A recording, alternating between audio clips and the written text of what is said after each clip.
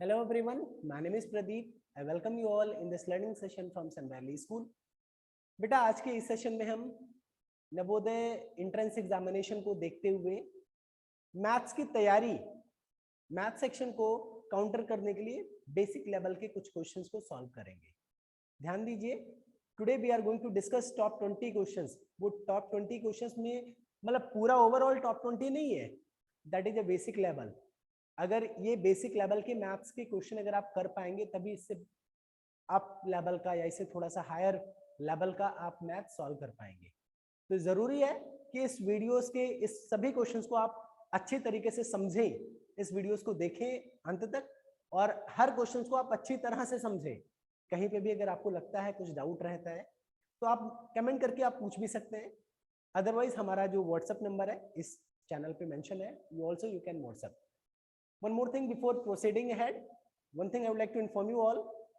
Before this video, already we have made the video solution for Arihant practice set for the Navodaya entrance examination for class 6.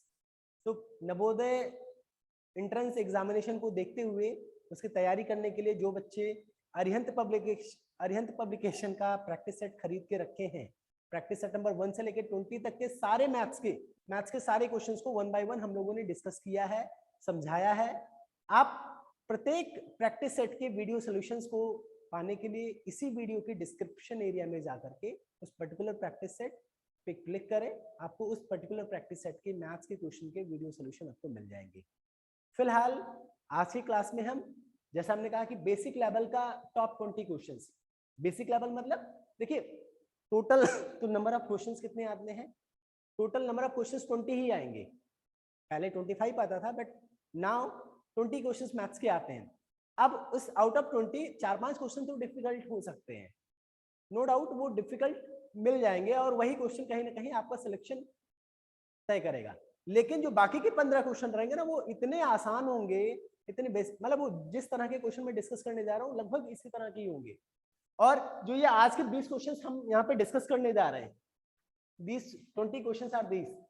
जो ये 20 questions जो हैं ये ऐसे questions हैं जो अगर पिछला प्रीवियस ईयर पेपर देखेंगे पिछले 4-5 सालों का तो मैक्सिमम टाइम ये अटेम्प्ट हुआ, इसकी फ्रीक्वेंसी आने की जो फ्रीक्वेंसी है वो बहुत ही ज्यादा है। मींस अगर ये 20 क्वेश्चन आप समझ गए, देखिए रटना नहीं है कि यही सेम क्वेश्चन तो नहीं आने वाला, same kind of question you would be getting.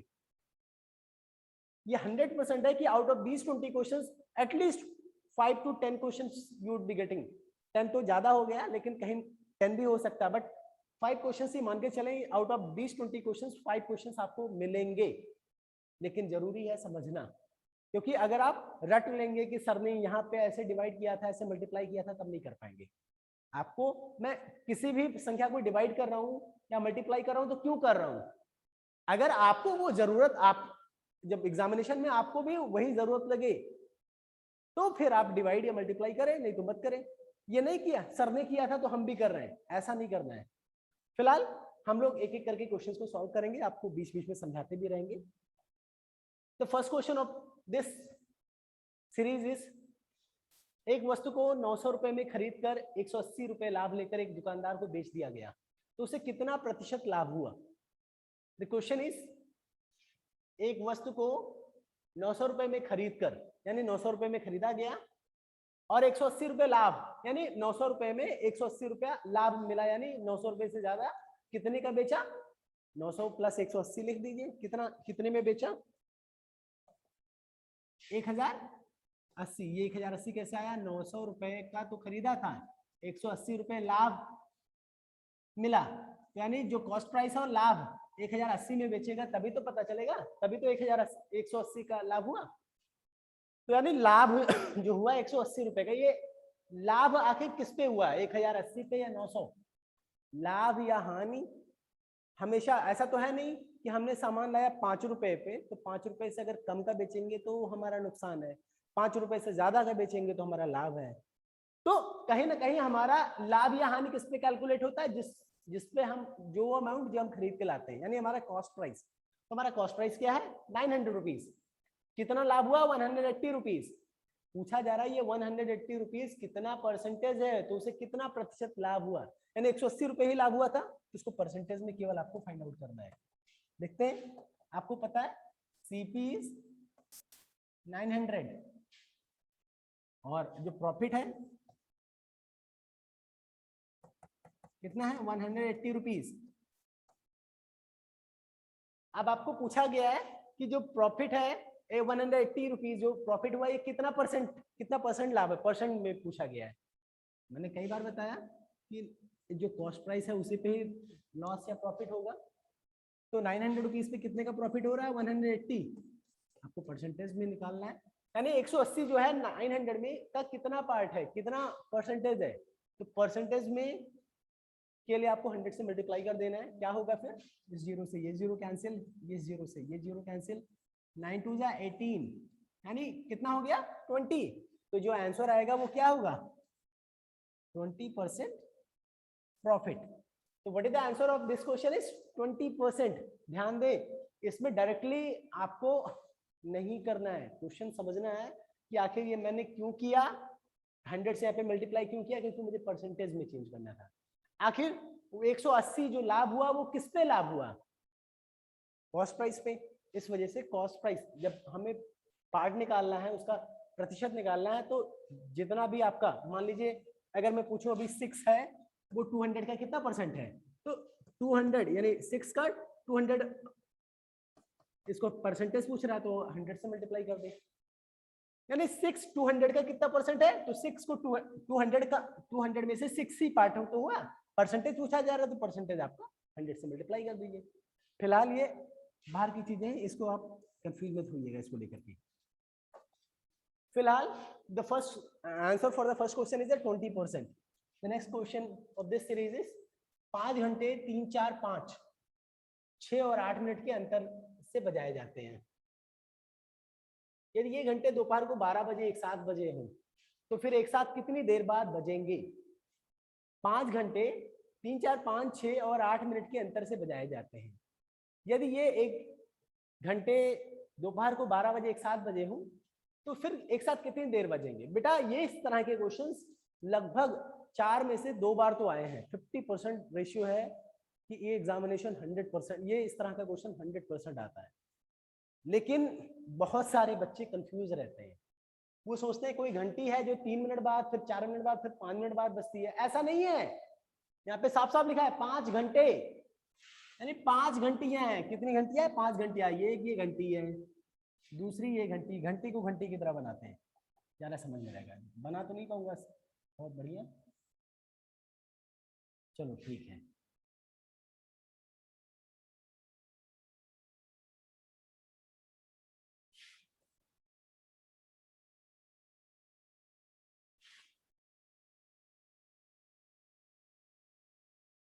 यहाँ पे आपको,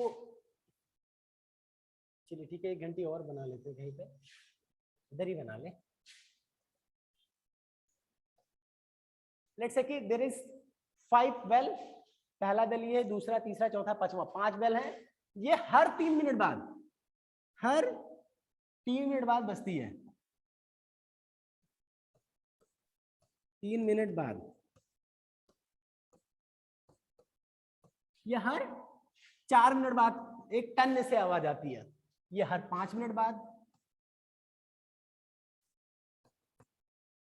और एक कितना है 6, और ये 8। यानी जो सभी घंटियों का जो घंटी बजने का अंतराल है वो अलग अलग है। जो बच्चे इसी बात को समझ गए ना, वो इस तरह के क्वेश्चन कभी नहीं गलत करेंगे। आप में से कई लोग इस क्वेश्चन को, बहुत आसान है आप लोगों के लिए, बहुत आसानी से कर जाएंगे, बहुत अच्छी बात है। जो बच्चे नहीं समझ पा रहे हैं उनके लिए स्पेशली ये क्वेश्चन है कि कभी भी इस तरह का क्वेश्चन है तो आप यहाँ पे ध्यान से देखिए। 5 घंटे हैं, 5 घंटे मैंने बनाया, 5 घंटे 3 4 5 6 8 मिनट के अंतराल से बजाए जाते हैं। यानी हर 3 मिनट बाद ये बजेंगे या बजाए जाते हैं, हर 4 मिनट बाद या हर 5 मिनट बाद, ये 6 मिनट या 8 मिनट।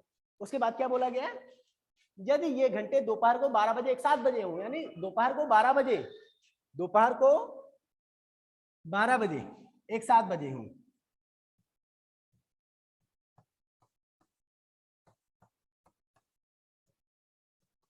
यानी 12 बजे ये पांचों के पांचों घंटे एक साथ बजाओ।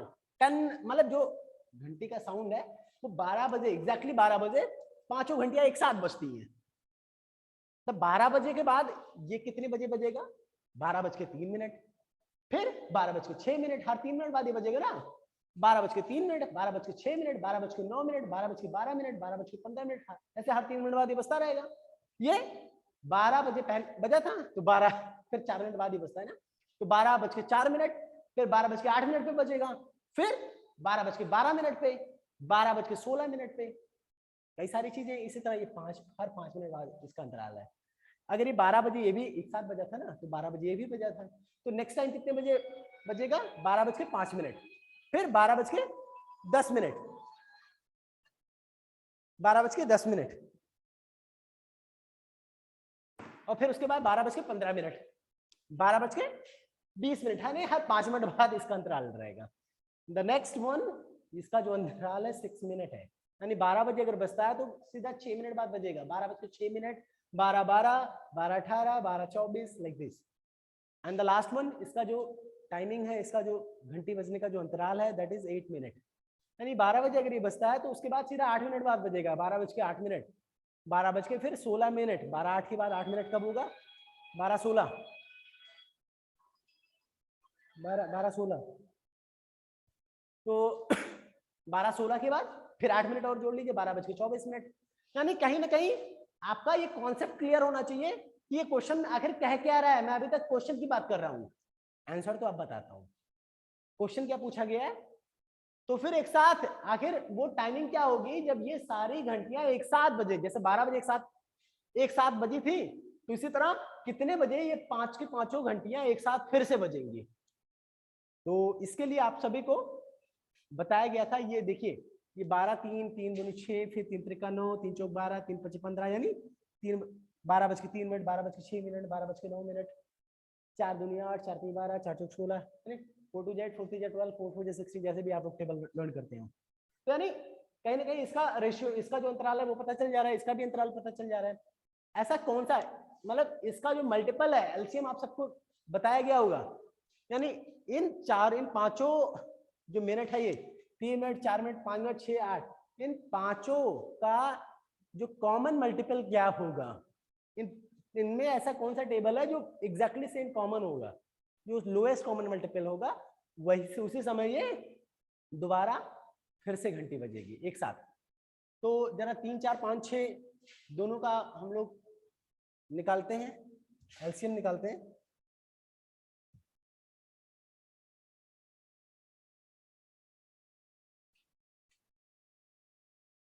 तीन, चार, 5, 6 के एलसीएम निकालें।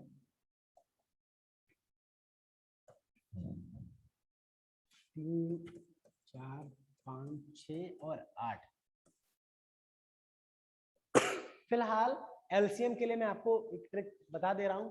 जो मैक्सिमम नंबर है ना, जो सबसे बड़ा नंबर है 8, अगर आपको टेबल इसका आता है तो फिर कोई दिक्कत नहीं है। इस 8 का ऐसा कौन सा टेबल है जो इसमें आता है, जो सबसे पहला टेबल, यानी 8 1 जा 8, 8 इसमें नहीं आएगा, इसमें नहीं आएगा, इसमें तो आ जाएगा बट इसमें नहीं आएगा। कॉमन वही होगा जो सब में आए। 8 2 जा 16, 16 आपका इसमें आ जाएगा, बाकी इन दोनों में नहीं आएगा, यानी 16 भी कॉमन मल्टीपल नहीं होगा। 8 3 जा 24, 24 इसमें आएगा, इसमें आएगा, इसमें आएगा, बट 5 में नहीं आ रहा है, तो 24 भी इसका कॉमन मल्टीपल नहीं हुआ। 8 4 जा 32, 32 भी नहीं होगा। 8 5 जा 40, 40 आपका इसका नहीं है। 8 5 जा 40, 8 6 जा 48। चलो एक काम करते हैं, बहुत लंबा जा रहा है तो हम लोग इसको कर ही लेते हैं। 2 से सबसे पहले शुरू करें, जो नहीं होगा आपको आई होप कि एलसीएम निकालना आता होगा। 2 3 जा 6, 2 4 जा 8, फिर से 2 का 3 नहीं कटेगा तो 3 ऐसे कॉपी कर लेंगे, 2 1 जा 2, 5 नहीं कटेगा तो 5 ऐसे कॉपी कर लेंगे, 3 नहीं कटेगा तो ऐसे ही कॉपी कर लेंगे, 2 2 जा 4, फिर से अभी ये 2 कट जाएगा इसलिए 2 ही चलेंगे। 3 1 5 3, सॉरी ये 1 कट जाएगा, ये 1, इसके बाद 3 5 3, 3 से ही देखें, 3 1 जा 3, ये 1 है ही, ये 5 नहीं कटेगा, 3 1 जा 3, ये 1 है ही, फिर यानी ये 5 से आपका सारा 1 1 हो जाएगा। 5 1 जा 5, ये 1 1 ये है ही, तो टोटल इसका एलसीएम कितना है? 2 2 जा 4, 4 2 जा 8, 8 3 जा 24, 24 into 5 equal to 120। 24 पंचे 120 है, नहीं 24 पंचे, हाँ यही होगा। 24 10 या 240, तो 24 5 या 120, तो इसका जो एलसीएम आया कितना 120, तो 1 यानी 120, इसका जो एलसीएम कितना आया 120, यानी 3 मिनट 4 मिनट 5 6 8, इसका जो कॉमन मल्टीपल है 120 मिनट, यानी 120 मिनट बाद ये घंटियां फिर से एक साथ बजेंगी। 120 मिनट मतलब 2 घंटे, यानी 12 बजे के बाद कितने बजे 12, 120 मिनट जुड़ेगा, 2 घंटे जुड़ेंगे तो कितना हो जाएगा, ऑब्वियस सी बात है दोपहर 2 बजे। 12 बजे के 120 मिनट बाद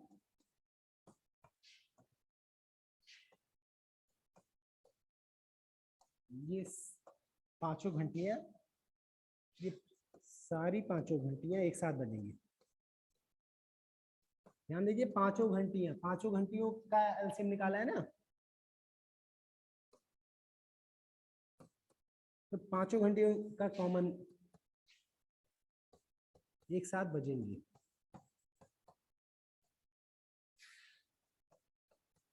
बेटा थोड़ा सा लंबा हो जा रहा है हर क्वेश्चन का जो सोल्यूशन है, बट कोशिश ये हो रही है कि आप सभी को इस तरह समझाया जाए कि दोबारा आपको इस तरह के क्वेश्चन जब आपको मिले तो आप अपनी मर्जी से कर ले जाए। चलिए नेक्स्ट क्वेश्चन पे आते हैं। यहाँ पे 120 मिनट बाद, 120 मिनट बाद यानी कि दोपहर 2 बजे, 2 बजे 12 बजे के बाद 2 बजेगा तो यानी 14 बज जाएगा, या फिर दोपहर को दोपहर 2 बजे, ऐसा लिख सकते हैं। नेक्स्ट क्वेश्चन क्या होगा, the next question of this question series is, एक छावनी में, बेटा ये थोड़ा सा क्वेश्चन आपको, ये बेसिक लेवल से आप कह सकते हैं ये मिड लेवल का है, सिर्फ एक यही क्वेश्चन है। अब ये ऑलरेडी जब मैं बना रहा था तो ऑलरेडी इसमें मेंशन कर दिया था, तो मैंने हटाया नहीं। फिलहाल ये क्वेश्चन अच्छा है। एक छावनी में 250 जवानों के लिए 16 दिन की खाद्य सामग्री है, वही सामग्री कितने जवानों के लिए 20 दिन के लिए पर्याप्त होगी। बेटा यहाँ पे सोल्यूशन अगर इसका हम फॉर्मूला बेस अगर जाएं तो थोड़ा सा लेंदी हो सकता है, लंबा हो सकता है। अभी आपको अगर सिर्फ इसका आंसर निकालना है तो आपको कुछ चीजें मैं बता दे रहा हूँ, वो आसान रहेगा समझना, आपको एक तरीका समझा दे रहा हूँ। मान लो यहाँ पे 250 जवान है, 250 कौन है, सोल्जर है। कई सारे बच्चे हिंदी मीडियम हैं, आप सभी को हिंदी मीडियम से ही एग्जामिनेशन देना है। 250 जवान जो है उनके लिए खाने की सामग्री कितना, 16 दिन के लिए खाने की सामग्री है। 250 जवानों के लिए 16 दिन की खाने की सामग्री है। अगर बेटा आप यहाँ पे जो मानने की बात है, मान लो एक जवान, मान लो एक जो जवान है वो 1 यूनिट खाना खाता है, कितना, सिर्फ 1 यूनिट, 1 किलो, कुछ भी मान सकते हो, 1 यूनिट खाना खाता है, यानी सभी जवान की जो डाइट है सेम है। यहाँ पे ये आपको अज्यूम करके चलना है। एक जवान जो है 1 यूनिट खाता है तो 2 जवान कितना खाएगा, 2 यूनिट, 3 जवान, 3 यूनिट, 4 जवान, 4 यूनिट, ये एक दिन में, एक जवान 1 यूनिट एक दिन में, एक दिन में।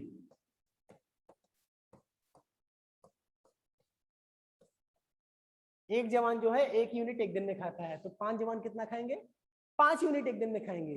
पांचों मिलकर के 1 यूनिट सब खाएंगे ना। चलो एक और क्वेश्चन पूछता हूँ। एक जवान एक दिन में 1 यूनिट खाता है, 2 दिन में कितना खाएगा, भाई दूसरे दिन भी तो 1 यूनिट खाएगा, तो 2 यूनिट हो जाएगा। अच्छा 5 जवान मिलकर के 2 दिन में कितना खाएंगे, एक दिन में 5 जवान मिलकर के 5 यूनिट खाते थे, 2 दिन में 5 दूनी 10 यूनिट खाएंगे। फिलहाल ये बेसिक लेवल की चीजें अभी आपके क्वेश्चन पे मैं ले जा रहा हूँ। अब आपको यहाँ पे कहना है क्या चाह रहा है, अब क्वेश्चन पे आते हैं। इसको आई होप कि ये नीचे जो मैंने लिखा है ये समझ में आया होगा। अब यहाँ पे आते हैं जो ऊपर लिखा है, जो 250 जवान है वो 16 दिन खाते हैं, यानी एक ही यूनिट, ये मान के चलो 1 यूनिट, ये आसान रहेगा। यानी जो 250 जवान है,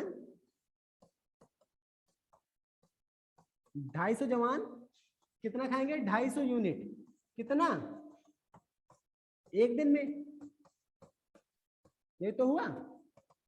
और 16 दिन में तो 250 जवान 16 दिन में 16 गुना खाना खाएंगे ना, 16 दिन में। समझ में आया? 250 जवान 16 दिन में कितना खाएंगे? 250 गुणे 16। अब इसको अगर आप मल्टीप्लाई करेंगे कितना आएगा? 16 0 16, 16 5 80, 8 कैरी जाएगा, 16 2 32, 32 प्लस 8 इक्वल टू 40, 16 पंचे 80, 16 दूनी 32। ठीक है, ये टोटल कितना हुआ? इतना यूनिट। यानी 250 जवान मिलकर के 16 दिन में इतना खाते हैं। ये अभी तो क्वेश्चंस को लिया गया, अभी अभी पूछा क्या गया है, वही सामग्री कितने जवानों के लिए 20 दिन के लिए पर्याप्त होगी। मैं अगर पूछूं आपके पास 4000 यूनिट है, ये 20 दिन के लिए कितने लोग खा सकते हैं? 20 दिन के लिए 20 दिन के लिए एक यूनिट हर जवान खाएगा ना।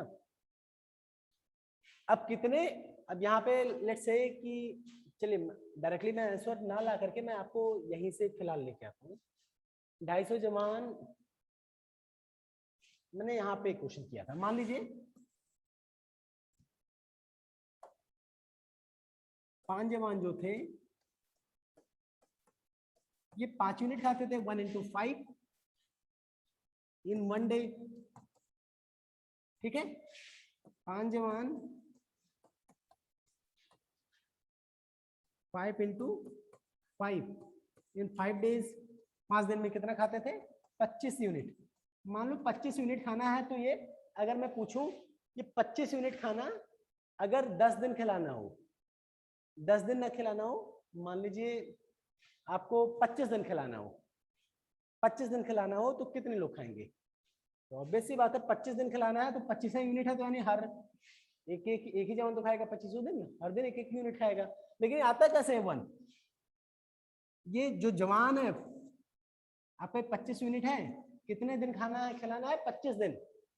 अब ये पूछे कि मान लीजिए 5 जवान कितने दिन में खाएंगे इतना खाना, कि 25 यूनिट खाना है कि 5 जवान मिलकर के कितने दिन में खाएंगे? भाग दे दो, 5 दिन खाएंगे। लेकिन अगर ये पूछा गया आपके पास 25 यूनिट खाना है, ये आपको 25 दिन कितने लोग खाएंगे? तो 25 से भाग दीजिए, 25 दिन में एक ही जवान खाएगा। आई होप ये छोटा सा क्वेश्चन बना दिया गया तो इससे समझ में आया होगा, और इसी से आप इसको भी रिलेट करें। यानी जो 4000 यूनिट है ये 20 दिन में कितना खाएगा? 4000 यूनिट को 20 से भाग दे दीजिए, पता चल जाएगा कि कितने जवान खाएंगे। जवानों की संख्या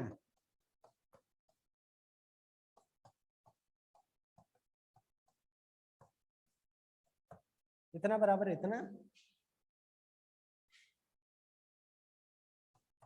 यूनिट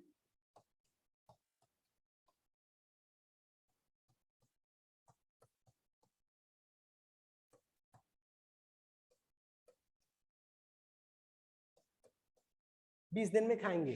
फिर 4000 अगर आप देखेंगे तो यहाँ पे ये 0 कैंसिल हो जाएगा, ये कटेगा तो आएगा 200। तो टोटल कितने जवान हो गए? 200। फिलहाल ये 30 सेकेंड का आंसर आ जाता है, ज़्यादा 20 से 25 सेकेंड, लेकिन ये करीब 10 मिनट लिया इसको समझाने के लिए, जिससे आप सभी को समझ में आए। एक ही क्वेश्चन में मैंने 2 क्वेश्चन समझाया है कि आप सभी को समझ में आए। एक बार फिर से मैं समझा दे रहा हूँ। 250 जवान 250 यूनिट खाएंगे, 250 जवान 16 दिन में कितना खाएंगे? 16 गुना खाना खाएंगे। फिर कितना हो जा रहा है टोटल कितना खाना हो गया? पहले इतना खाना था, फिर 16 दिन में इतना, टोटल इतना यूनिट खाना हो गया, इतना किलो हो गया मान लीजिए। अब इतना अगर 20 दिन में खत्म करना है तो 200 जवान हो तो 20 दिन आराम से चल जाएगा। बेटा क्वेश्चन नंबर 4 है। अब थोड़ा सा समय बहुत ज्यादा थोड़ा देख के चलना रहेगा, जल्दी करूंगा। एक आयत का क्षेत्रफल 1056 वर्ग मीटर है। एक आयत का क्षेत्रफल 1056 वर्ग मीटर है और उसकी चौड़ाई 24 मीटर है, तब लंबाई ज्ञात कीजिए। आपको पता है आयत का क्षेत्रफल का फॉर्मूला, ये तो सीधा सीधा फॉर्मूला पे आ गया है। अगर आप ये आपको नहीं याद है तो फिर आप प्रैक्टिस नहीं कर रहे हैं। इसको रटने की जरूरत नहीं है, आप क्वेश्चन जब सॉल्व करेंगे 4-5 बार इस तरह के क्वेश्चन सॉल्व करेंगे तो ऑटोमेटिकली आ जाएगा। आयत का क्षेत्रफल बराबर क्या होता है, लंबाई गुणे चौड़ाई। अब आपको क्या बताया गया, आयत का जो क्षेत्रफल है वो दिया है इतना, उसकी चौड़ाई दिया है, यानी ये दिया है, ये दिया है, ये दिया है, ये नहीं दिया है। तो 3 में से 2 दिया है, 1 नहीं है, तो फिर मिल जाएगा। इसके जहां पे रख दीजिए 1056 वर्ग मीटर यानी मीटर स्क्वायर इक्वल टू लंबाई कितना है, लंबाई नहीं पता है, इसको मान लीजिए L इंटू चौड़ाई कितना है 24 मीटर। अब आपको पता है L निकालने के लिए क्या करें, ये 24 को इससे डिवाइड कर देंगे, ये मीटर स्क्वायर है, मीटर स्क्वायर है तो ये मीटर, ये स्क्वायर खत्म हो जाएगा, यानी 2 मीटर है, मीटर इंटू मीटर है, यहाँ पे सब मीटर है, तो मीटर मीटर कट गया, तो मीटर में आंसर आएगा। ये इसको अगर आप डिवाइड करेंगे तो 44 आंसर आएगा। कितना आंसर आएगा, 44 मीटर। इसकी लेंथ कितनी आएगी, 44 metre is your final answer for this question.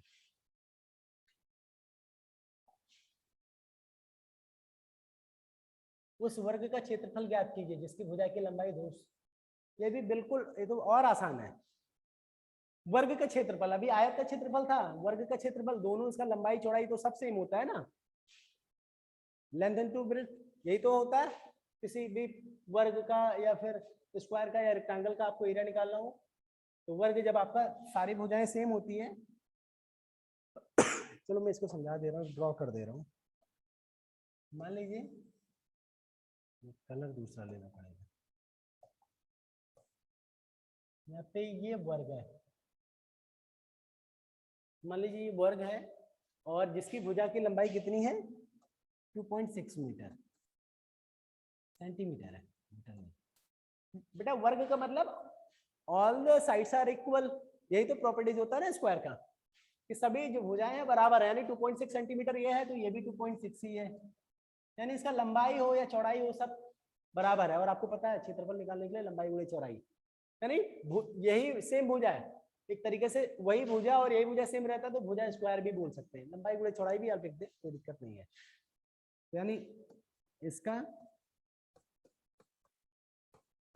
क्षेत्रफल बराबर 2.6 सेंटीमीटर इसका है, और ये भी वही उतना ही है 2.6 सेंटीमीटर, यानी लंबाई गुणे चौड़ाई कितना आंसर आ जाएगा 26 छक्के, इसको 25 छक्का 150,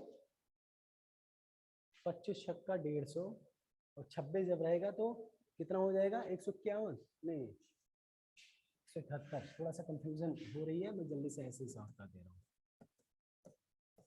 36, 6 दूनी 12, 3 15, 6 दूनी 12, 2 दूनी 4 5, 6 7 6, एक यानी डेसिमल के, अब डेसिमल कैसे लगाना है ये कई सारे बच्चे गलती कर जाते हैं, यहाँ पे डेसिमल के बाद 1 अंक, डेसिमल के बाद 1 अंक, यानी 2 डेसिमल के बाद 2 डिजिट है, तो यहाँ पे 2 डिजिट के, डेसिमल के बाद 2 डिजिट होने चाहिए, 0 को छोड़ के। 6.76, ये भी आपका सेंटीमीटर था, ये भी सेंटीमीटर था, तो सेंटीमीटर इंटू सेंटीमीटर कितना हो जाएगा, सेंटीमीटर स्क्वायर, तो कितना आ रहा है यहाँ पे 6.76 सेंटीमीटर स्क्वायर। अब क्षेत्रफल है तो फिर वर्ग मीटर तो आएगा ही, या वर्ग सेंटीमीटर आएगा, वर्ग में तो आएगा ही। नेक्स्ट क्वेश्चन, दो संख्याओं का महत्तम समापवर्तक तथा, बेटा ये क्वेश्चन भी इंपॉर्टेंट है, ये भी बराबर आता है, और सिर्फ बच्चे अगर ध्यान नहीं रखते हैं तो वहीं पे गलती कर जाते हैं। ये सिर्फ आपको ऐसा नहीं है कि सिर्फ एक बार आप प्रैक्टिस अगर किए तो इस तरह के क्वेश्चन कभी भी गलत हो ही नहीं सकते, क्योंकि इसमें कुछ है ही नहीं, आप सभी को सिखाया गया है LCM into HCF equal to number 1 गुणे नंबर 2। दो संख्याओं का अगर एलसीएम एचसीएफ ये सब निकालना हो तो आप क्या करेंगे,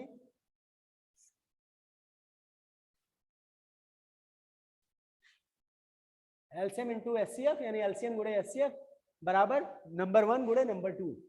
तो अभी देखो दो संख्याओं का महत्तम समापवर्तक तथा लघुत्तम समापवर्तक क्या है, 8 और 48 है, यानी महत्तम समापवर्तक यानी एचसीएफ क्या दिया है, ये ये दिया है 8 और ये कितना दिया है 48, यानी 48 इंटू 8 इक्वल टू कितना, नंबर 1 कितना दिया है, ये इनमें से एक संख्या 24 है, तो दूसरी संख्या क्या है, दूसरी संख्या नहीं पता, नंबर 2। सारे सिर्फ एक वैल्यू नहीं पता है। अब इसको सॉल्व कर लीजिए। अब सॉल्व करना नहीं आता है तो फिर आप लोग नवोदय के लायक नहीं है। अब आपको पता है 48 इंटू 8, 48 इंटू 8 ये 24 नीचे आ जाएगा, तो 24 इंटू 48 यानी पूरा आंसर कितना आ जाएगा 16। दूसरी संख्या क्या है 16। 4 दर्जन केलों के दाम 24 रुपए है, तो 150 किलो का दाम कितना होगा। कई सारे बच्चे इस तरह के क्वेश्चंस कर तो ले जाते हैं वो, लेकिन अपने तरीके से मतलब वो चेक करके, लेकिन अगर डिफिकल्ट आ गया तो दिक्कत हो जाएगा। इस वजह से ऐसे क्वेश्चंस को करने के लिए बहुत इजी ट्रिक है, बहुत लेंथी प्रोसेस नहीं है। तो इस वजह से आप इस प्रोसेस को जो मैं बता रहा हूँ इसको हमेशा फॉलो करें। यहाँ पे बोला गया 4 दर्जन केलों का दाम 24 रुपए, 4 दर्जन, अब यहाँ पे ट्विस्ट आ गया, 4 दर्जन है, 4 दर्जन, एक दर्जन में कितने केले होते हैं। अब अगर किसी बच्चे को नहीं पता है एक दर्जन में कितने होते हैं, तो फिर यहाँ पे फिर से वही बात कि आप नवोदय के लायक नहीं है। फिर एक दर्जन में फिलहाल 12 केले होते हैं, एक दर्जन में कितने आइटम्स होते हैं 12 आइटम्स, तो एक दर्जन केले में 12 केले, तो 4 दर्जन केले में कितने होंगे 12 चौक 48 केले, यानी 4 दर्जन केलों का दाम बोले या फिर 48 किलो का दाम बोले 24 रुपए है। बात तो एक ही हुआ ना। तो यहाँ पे हम देखते हैं 48, यहाँ पे लिख दे रहे हैं 12 इंटू 4, 48 बनाना है, ठीक है। तो 48 बनाना का जो प्राइस है वो कितना है 24 रुपीज है। अगर मैं पूछूं 48 बनाना, अगर यहाँ पे बताया क्या गया 48 बनाना की जो प्राइस है वो 24 रुपीज है, ये तो बहुत आसान है, इसका जस्ट डबल है, यानी आधा, एक बनाना तो आधा है। लेकिन ऐसे न करके आप सीधा आप जो सॉल्यूशन जो मैं प्रोसेस बता रहा हूँ इसको आप करेंगे तो ज़्यादा आसान रहेगा। 48 बनाना यानी 48 बनाना 24 रुपीज का है, तो एक बनाना कितने का होगा 24 को 48 से भाग दे दीजिए, कितना रुपए का होगा।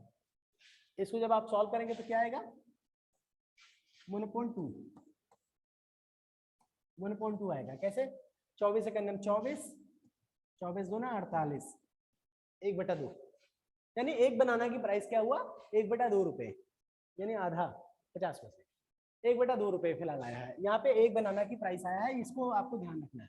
अब जब आपको एक बनाना की प्राइस आ गई ना, तो आप कितने भी बनाना की प्राइस किसी भी तरह से पूछ ले तो आप बिल्कुल आराम से कर सकते हैं।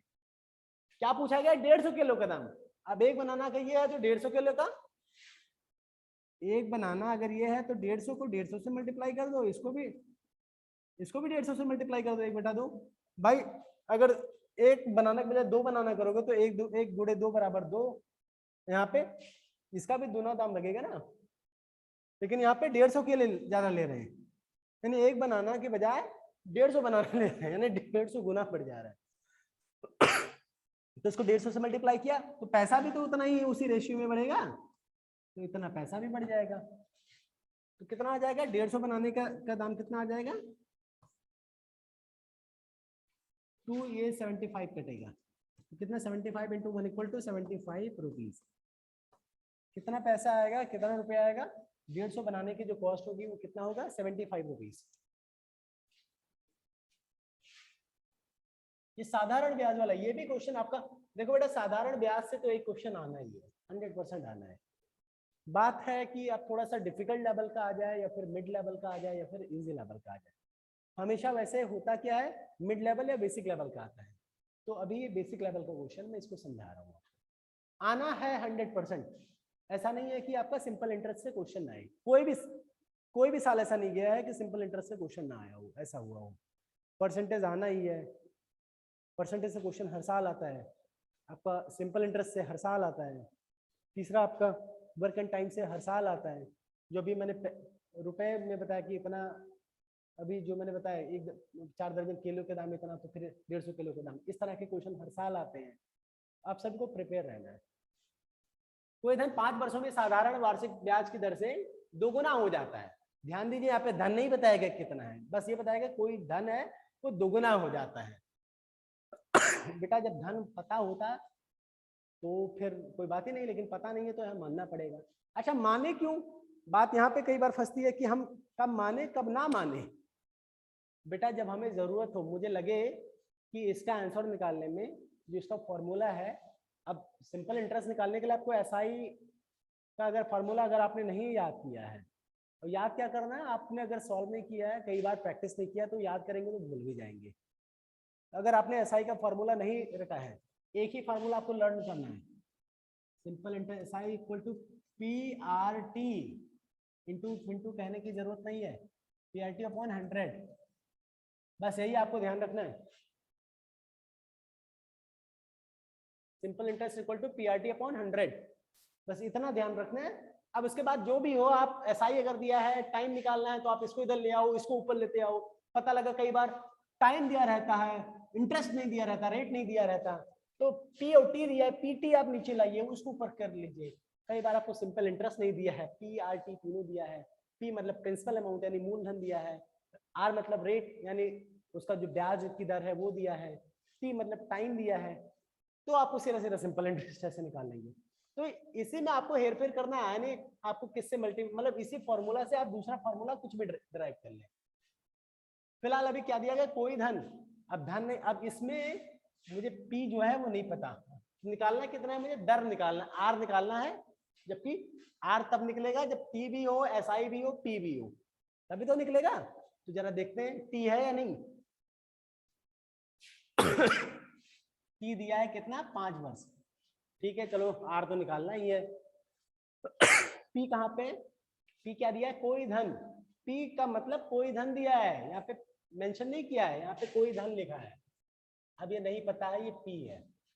अब वार्षिक ब्याज क्या है, नहीं उन्हें वार्षिक ब्याज तो हमें निकालना है, मतलब साधारण वार्षिक ब्याज की दर से दोगुना हो जाता है, यानी जो सिंपल इंटरेस्ट है वो कितना हो जाएगा, यानी जो पी है अगर सिंपल इंटरेस्ट जुड़ेगा तो डबल हो जाएगा, यानी पी का डबल कितना होगा, पी इंटू 2 यानी 2p होगा। तो एसआई क्या होगा, अगर ये जो प्रिंसिपल अमाउंट है ये दोगुना हो जा रहा है, तो इसका मतलब क्या ये एसआई है, बिल्कुल नहीं, ये आपका प्रिंसिपल अमाउंट दुगना हो जा रहा है। क्यों दुगना हो जा रहा है, क्योंकि इसमें साधारण ब्याज भी जुड़ गया, यानी सिंपल इंटरेस्ट भी जुड़ गया, यानी 2p में आपका पहले प्रिंसिपल अमाउंट था और फिर उसमें ब्याज भी जुड़ करके p के बजाय 2p हो गया। तो आखिर साधारण ब्याज कितना है, मैं आपसे बोलूं पहले 5 रुपए था, बाद में ब्याज लग के ये 8 रुपए हो गया। तो अगर मैं पूछूं कि ब्याज कितना लगा, तो आप कहेंगे सर 5 था 8 हो गया, तो इसका मतलब 3 हुआ, लेकिन ये निकालेंगे कैसे, इसमें से इसको माइनस कर लेते हैं, 8 - 5 = 3।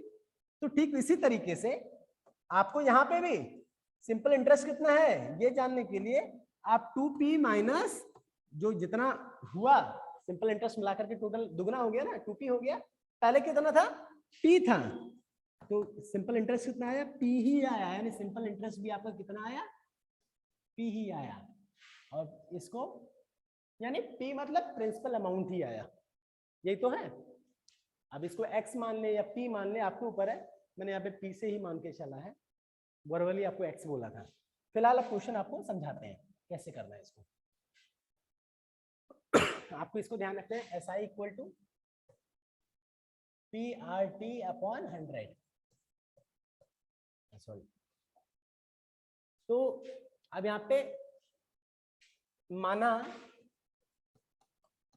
जो प्रिंसिपल है वो कितना है, वो x है, तो SI कितना होगा,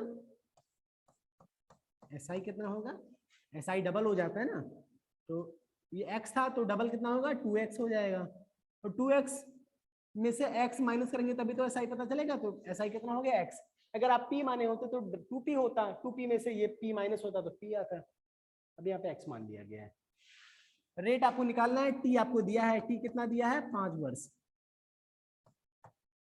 अब आपको p SI t सारा दिया है, इस पे रख देते हैं, SI कितना दिया है x equal to P R कितना दिया है, p दिया है x, r आपको निकालना है, r को r ही लिखा, रहने दीजिए, t लिख दीजिए 5 अपॉन 100, इसी को आपको सॉल्व करना है, आपका आंसर आ जाएगा, आ गया, क्योंकि ये है ये है ये है, सारा वैल्यू निकल गया, तो r को छोड़िए बाकी सारा इधर लाइए इक्वल के इधर, तो आर को छोड़ के अगर 100 को लेके आएंगे इक्वल के इधर, तो ये ऊपर जाएगा x से मल्टीप्लाई होगा x, और 5 क्या होगा, x नीचे आ जाएगा, ये दोनों नीचे आएंगे ना, x के नीचे डिनोमिनेटर बन जाएंगे, x into 5 equal to r।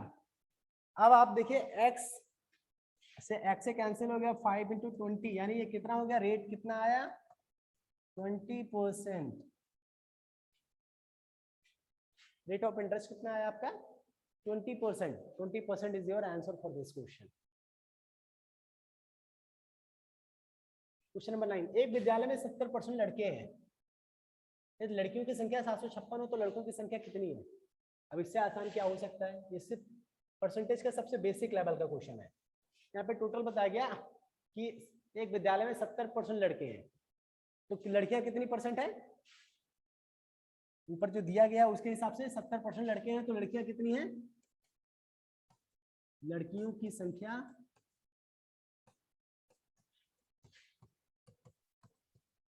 यहाँ पे लिख दो प्रश्नानुसार,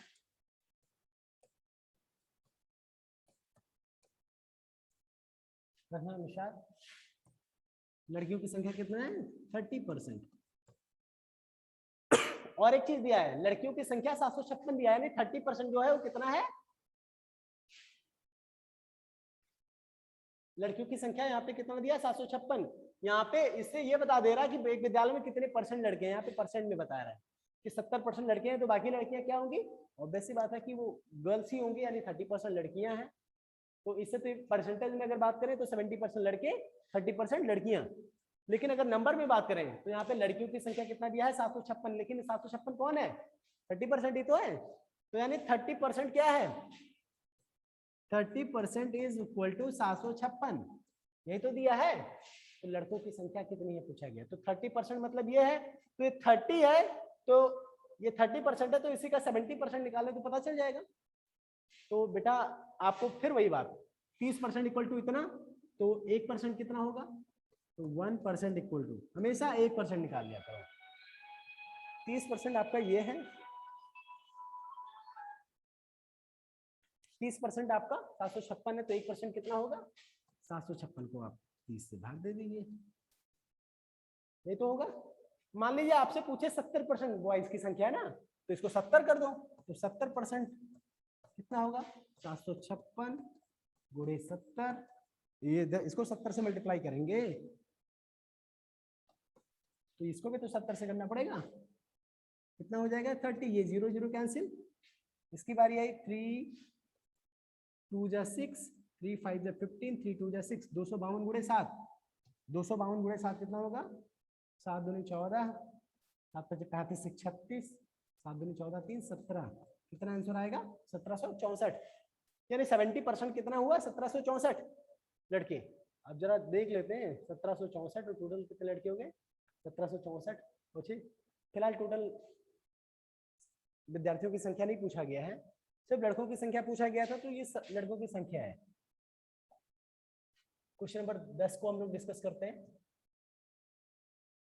संजीव 5000 में टीवी सेट खरीदता है और उसे 4750 में बेच देता है। भाई कोई 5000 रुपए का खरीदेगा और 4750 में बेच देगा, तो घाटा तो होगा ना उसका, मुनाफा होगा। 5000 दे करके 4750 ही पा रहा है, तो हानि हो रहा है, लेकिन ये हानि कितना हो रहा है।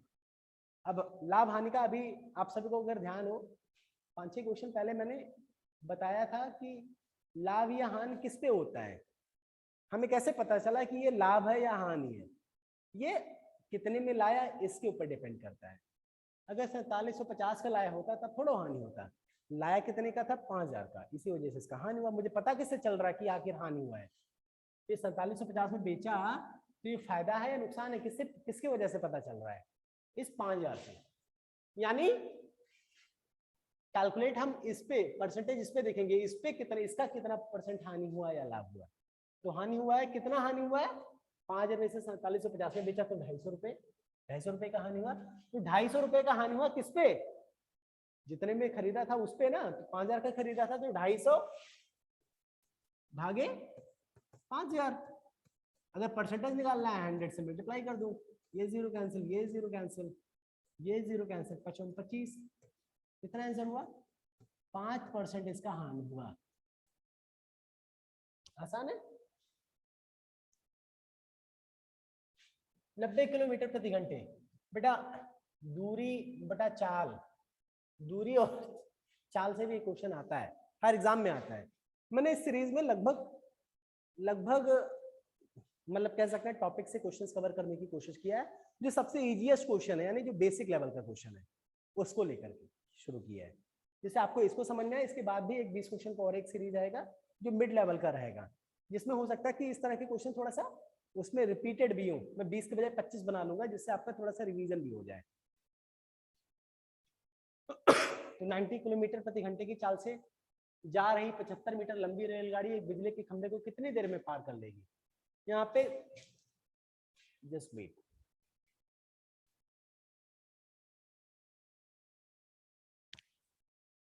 एक एक्चुअल में वायर फंस गया पैर में। यहाँ पे क्वेश्चन है 90 किलोमीटर पर आवर, ये क्या दिया हुआ है 90 किलोमीटर प्रति घंटा, ये तो आपका चाल हुआ, चाल यानी स्पीड। 75 मीटर ये तो आपका क्या हुआ डिस्टेंस, दूरी। बिजली के खंभे को कितनी देर में पार करेगी, कितनी देर में, यहाँ पे टी पूछा जा रहा है, समय पूछा जा रहा है। यही तो है, बिजली का खंभा का कोई बहुत लेंथ नहीं माना जाता, तो इस वजह से आप डायरेक्टली डिस्टेंस इसका सिर्फ जो दिया है इसी को मान सकते हैं। कई बार क्वेश्चन इससे डिफिकल्ट लेवल का जब सीरीज आएगा तो उसमें बताया जाएगा कि बिजली के खंभे के बजाय दो ट्रेनें आपस में अगर एक दूसरे को पार कर रही हैं तो, या फिर कोई इतना मीटर लंबा प्लेटफॉर्म है ऐसा बता दिया जा रहा है, उसको पार करने में कितना समय लगेगा, ऐसा अगर दे दिया जाएगा तो थोड़ा सा वो मतलब इससे नेक्स्ट लेवल का क्वेश्चन है। फिलहाल आप इसको कैसे करेंगे? अब इसको क्या करना है, सिर्फ आपको फॉर्मूला पे रख लेना है। फॉर्मूला अगर आपको नहीं पता है, चाल बराबर दूरी बटा समय, एक ही फॉर्मूला हमेशा रट लीजिए, चाहे जो भी, चाल बराबर दूरी बटा समय। आपको क्या निकालना है? समय निकालना है। यानी समय को आप एक तरफ लेते आइए, समय इधर आ जाएगा, चाल नीचे आ जाएगा। इसको इससे क्या बन जाएगा, समय बराबर दूरी बटे चाल। अब यहाँ पे देखेंगे तो समय अगर निकालते हैं हम, t निकालते हैं, दूरी कितनी थी, दूरी कितनी थी, दूरी यहाँ पे 75 मीटर लंबी ट्रेन, 75 मीटर आपकी ट्रेन की लेंथ है। जो स्पीड है वो कितना है, 90 kilometre per hour, 90 kilometre per hour. ध्यान दीजिए बेटा, ये मीटर में है और ये किलोमीटर में है, यहीं पे मैटर फंसेगा। अगर यहाँ पे थोड़ा सा एक इससे भी बेसिक लेवल का होता है, जब अगर ये भी किलोमीटर में होता है, ये भी किलोमीटर में होता है, या ये भी मीटर होता है या ये भी मीटर होता, तो डायरेक्टली आप काट सकते थे। लेकिन आपको पता है कि सेम यूनिट, जब सेम यूनिट रहेगा तभी वो आपस में जुड़ेंगे या माइनस होंगे या कटेंगे या मल्टीप्लाई होंगे। तो एक काम करते हैं, इसको किलोमीटर को मीटर में कन्वर्ट कर सकते हैं। आपको पता है किलोमीटर प्रति आवर, इसको 1 किलोमीटर पे कितना, 1000 मीटर लिख सकते हैं इसको, 2000 मीटर। 1 आवर को कितना सेकंड लिख सकते हैं, 1000 में 60 मिनट हो जाएगा ना, और हर मिनट में आपका 60 सेकंड हो जाएगा, तो 60 इंटू 60 सेकंड हो जाएगा ना। तो अब यहाँ पे ये जीरो ये कैंसिल, ये जीरो ये कैंसिल, अब क्या बचा, 6 चौक 36, 10/6, 10/36। अब इसको 2 पंचे 10, 2 18 जा 36, यानी 5/18, यानी किलोमीटर प्रति आवर को मीटर प्रति सेकंड में चेंज करने के लिए आपको किलोमीटर प्रति आवर के जगह पे इतना अपॉन इतना मीटर पर सेकंड आप लिख सकते हैं। किलोमीटर पर आवर को आप 5/18 मीटर पर सेकंड लिख सकते हैं। तो यही करेंगे हम यहाँ पे, इसी को आपको ध्यान रखना है। तो क्या होगा, t = 75 मीटर, 90 था ही, आप किलोमीटर पर आवर के यहाँ पे क्या लिख देंगे, किलोमीटर पर आवर के यहाँ पे 5/18 मीटर पर सेकेंड।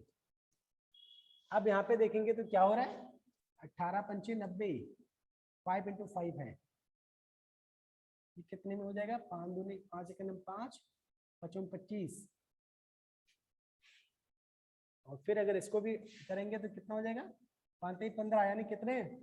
अब यहाँ पे आपका ये मिनट और ये मिनट कैंसिल हो जा रहा है, कितना? ये सेकंड सबसे ऊपर जाएगा, कितना हुआ? 3 सेकंड।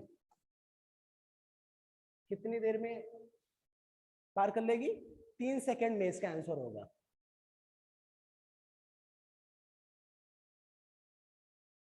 इसके बाद क्वेश्चन नंबर 12 की बात करें। 12 पेन का विक्रय मूल्य 30 पेन के क्रय मूल्य के तुल्य है। ये तुल्य मीन्स क्या होता है? बराबर। तुल्य मीन्स होता है इक्वल, बराबर। 27 पेन का जो विक्रय मूल्य है वो 30 पेन के क्रय मूल्य के बराबर है।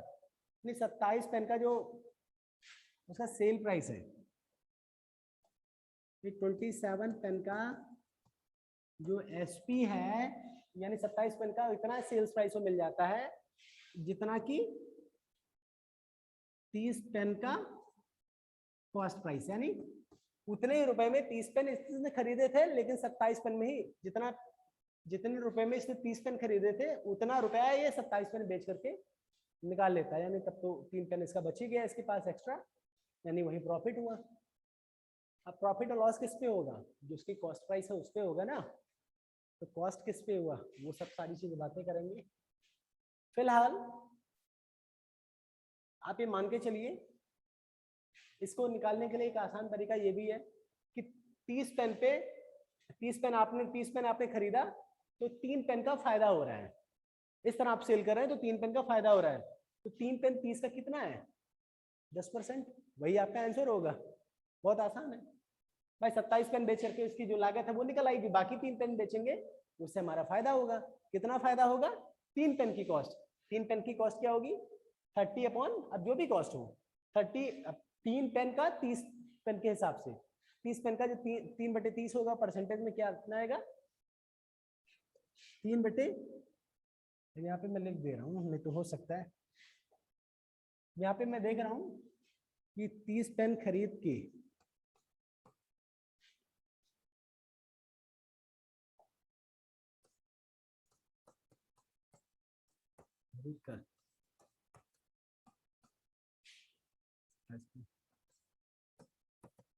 इसको 27 पेन बेच करके ही वो पूरी कॉस्ट में प्राइस निकाल ले रही है। तो 3 पेन की कॉस्ट क्या होगी, मैं डायरेक्टली यहाँ पे लिख दे रहा हूँ क्योंकि आप लोग का वीडियो बहुत लंबा होता जा रहा है। तो ऐसे में मैं बहुत ज़्यादा लिखने में ना करके 3 पेन 30 पेन पे प्रॉफिट होगा ना। अगर परसेंटेज में पूछा गया तो 0.031,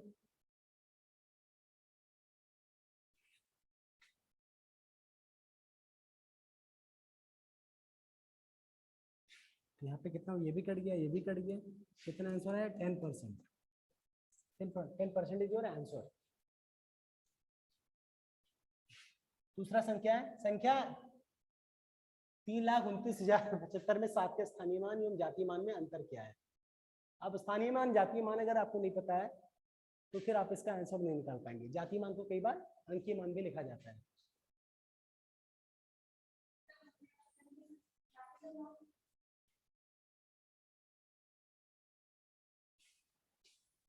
तो संख्या यहाँ पे कई बार जातीय मान को अंकीय मान भी बोलते हैं। तो यहाँ पे 7 का स्थानीय मान 7 कहाँ पे? यहाँ पे। इसका स्थानीय मान क्या है? स्थानीय मान यानी प्लेस वैल्यू, यानी प्लेस के अकॉर्डिंगली होता है। 7 कौन सी प्लेस पे? 10 की प्लेस पे, यानी 10 से मल्टीप्लाई होगा। स्थानीय मान कितना आया? 70 आया। जो इसका जातीय मान है वो कितना आया? जातीय मान, अंकीय मान, इंग्लिश में फेस वैल्यू बोलते हैं। तो फेस वैल्यू होता है चाहे जिस प्लेस पे है वो डिजिट ही उसका वैल्यू होता है, हमेशा उसका फेस वैल्यू होता है। यानी 7 चाहे 10 पे हो, चाहे 1000 पे हो, चाहे लाख पे हो, चाहे वंस पे हो, हमेशा 7 का फेस वैल्यू 7 ही होगा। 7 का जातीय मान हमेशा 7 ही होगा, चाहे जहां पे हो। तो जो जातीय मान है वो क्या होगा? 7। ये क्या होगा? Face value. इसको बोल दे यहाँ पे जातीय मान, यहाँ पे हिंदी में लिख दे रहा हूँ, इसको स्थानीय मान।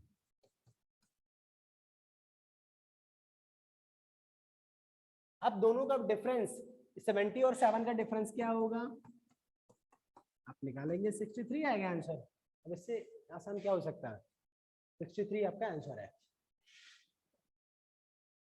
4 अंकीय बड़ी से बड़ी तथा छोटी से छोटी संख्या का योगफल क्या होगा? जो अंकों, ध्यान दीजिए यहाँ पे 4 अंक की सबसे बड़ी से बड़ी संख्या,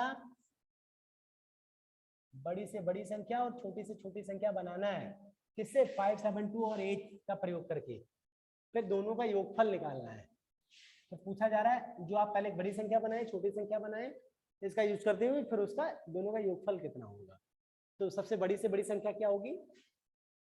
सबसे हाईएस्ट वैल्यू, सबसे पहले सबसे हाईएस्ट वैल्यू वाला डिजिट सबसे पहले 8, 7, 5, 2, ये आपका क्या होगा? Highest number. लोएस्ट क्या होगा? सीधा सीधा अपोजिट 2, 5, 7, 8। दोनों का योगफल कितना होगा? 8, 2, 10, 7, 12, 13, 13 और 2 से 11, 11,330 आपका आंसर होगा। 11,330।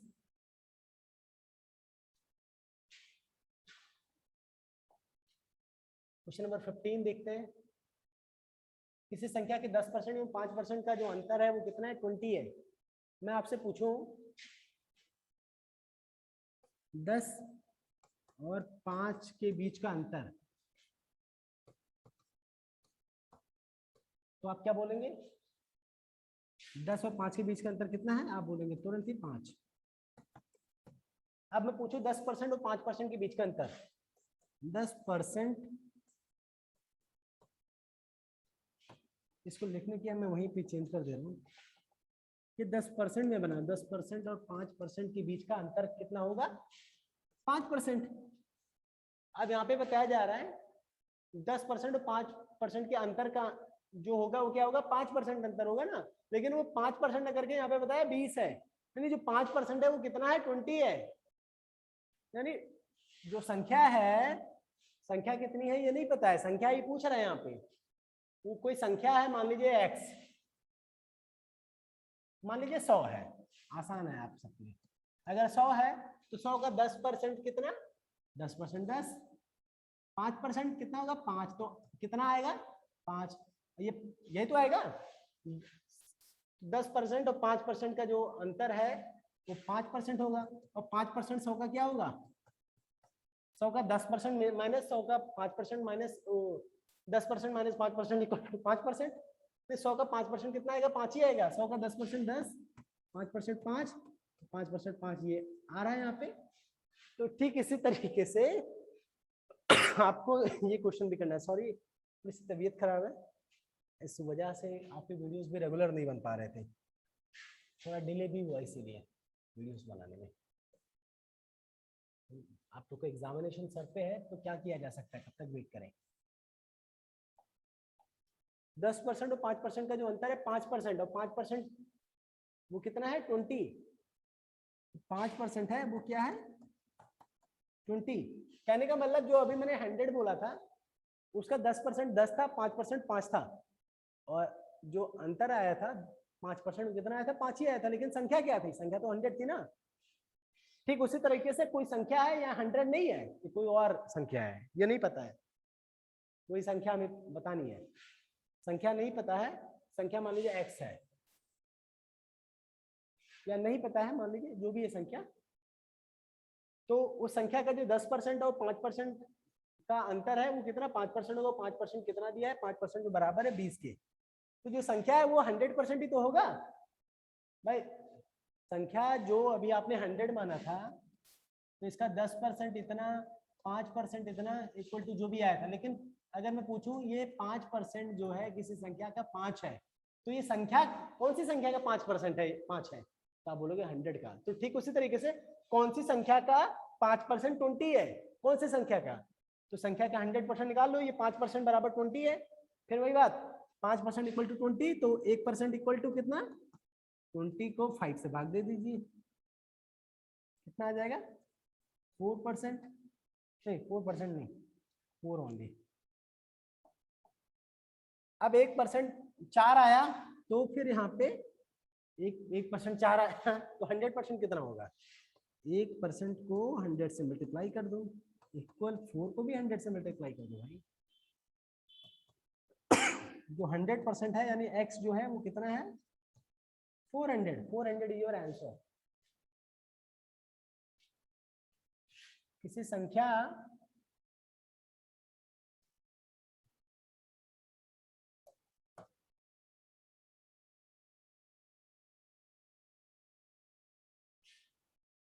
को 9 तथा 12 से भाग देने पर एक शेष बचता है।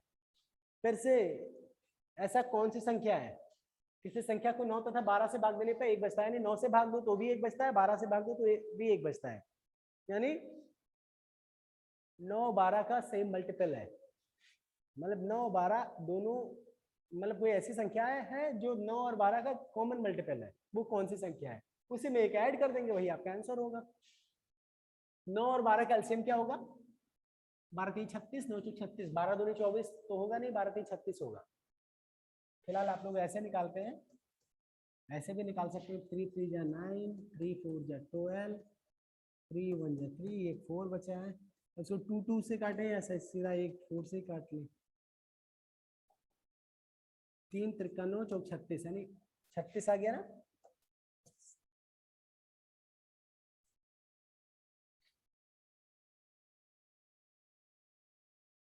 तो इसका एलसीएम कितना आया 9, एलसीएम ऑफ 9 एंड 12 इज कितना 36। तो 36 एक ऐसी संख्या है जो 9 और 12 दोनों से कट जाएगा, लेकिन 36 में अगर एक ऐड हो, 37 अगर कोई नंबर हो तो क्या होगा, 9 से कटेगा 9 चौक 36, एक से रिमाइंडर बच जाएगा, 12 3 36, एक रिमाइंडर बच जाएगा। तो आपका यानी 37 इज द नंबर जिसमें आपका एक बच जा रहा है, एक रिमाइंडर बच रहा है। 9 और 12 दोनों से भाग करें तो भी एक बच रहा है। 37 के अलावा आपके ऑप्शन में हो सकता है 37 के अलावा कोई दूसरा ऑप्शन हो, तब क्या करेंगे, अरे भाई मान लो 37 ऑप्शन ही नहीं है, वहां पे ऑप्शन है 72 73, तब आपको पता है 36 इसका एलसीएम है, तो 36 दोनों एक साथ काटेंगे और 36 के बाद कौन सा नंबर, कौन सा नेक्स्ट कॉमन मल्टीपल है 72, तो 72 की बजाय 73 भी ऑप्शन में हो सकता है। 37 की बजाय अगर 73 होगा तो 73 आपका आंसर होगा। तो 72 9 12 दोनों काटेंगे, लेकिन 73 दोनों में एक एक बच जाएंगे। मान लो इन दोनों के अलावा 37 के बाद 73 के बाद और कौन सा संख्या है, इसके बाद कौन सी संख्या आएगी जिसमें दोनों से भाग देने पे आपका सिर्फ एक ही बचे, तो 36 दूना 72, 36 के कितना हो जाएगा 3 53 9 36 18 108, 108 में एक और जोड़ दीजिए, एक वही रिमाइंडर जो रहेगा यानी 109। तो इस तरीके से आप लोग निकाल ले जाएंगे। आई होप आगे चलते हैं।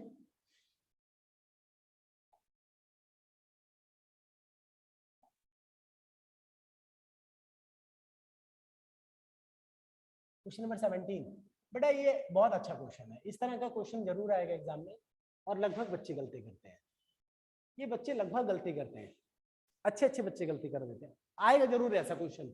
2-3 क्वेश्चन है, अगली सीरीज में वो दोनों तीनों तरह के क्वेश्चन में कवर कर लूंगा, जिससे आपको कम से कम एक ही क्वेश्चन 100% सही हो जाए। कविता किसी काम को 5 दिन में करती है, कोई काम मान लीजिए कितना है, किसी काम को कोई मतलब है एक्स, यानी एक्स जो काम है, कविता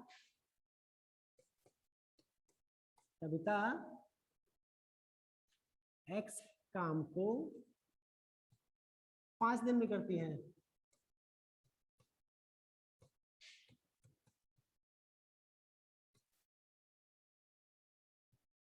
एक्स काम को 5 दिन में करती है, तो एक दिन में कितना काम करेगी भाई, उसका 5वां भाग निकाल लीजिए। अगर पूछे 2.5 दिन में कितना काम करेगी तो आधा ही काम करेगी ना, एक्स का आधा ही तो करेगी। लेकिन अगर मैं पूछूं एक दिन में कितना काम करेगी तो x बटा 5 हो जाएगा। तो कविता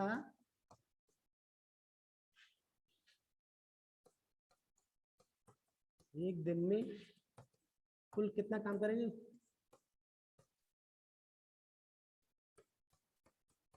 कुल काम करेगी कितना, x का 5 यानी 5x काम करेगी।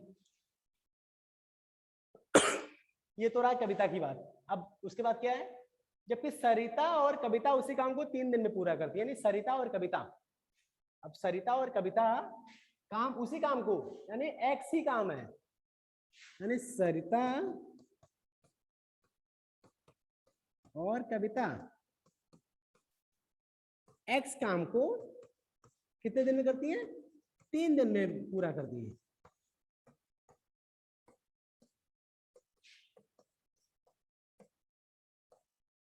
ठीक है, तो सरिता और कविता 3 दिन में इस काम को पूरा करती है, तो 1 दिन में कितना करेंगी भाई? 1.5 दिन में x/2 करेंगी, आधा ही काम करेंगे ना, जब आधा 3 के बजाय आधा ही दिन, आधा ही समय देंगी।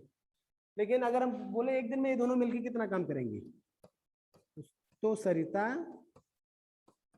और कविता दोनों मिलकर के 1 दिन में कितना काम करेंगी? 1 दिन में काम करेंगी कितना? x का भागे कितना? अब सरिता 3 दिन में काम करेंगी, x/3 x/3। आपको ध्यान देने की बात है बेटा, ये सरिता और कविता 1 दिन में इतना काम करती हैं और कविता अकेले इतना काम करती हैं। अगर मैं पूछूं, मैं आपसे बोलूं कि मैं हूं एक आदमी जो 1 दिन में इतना काम करता हूं,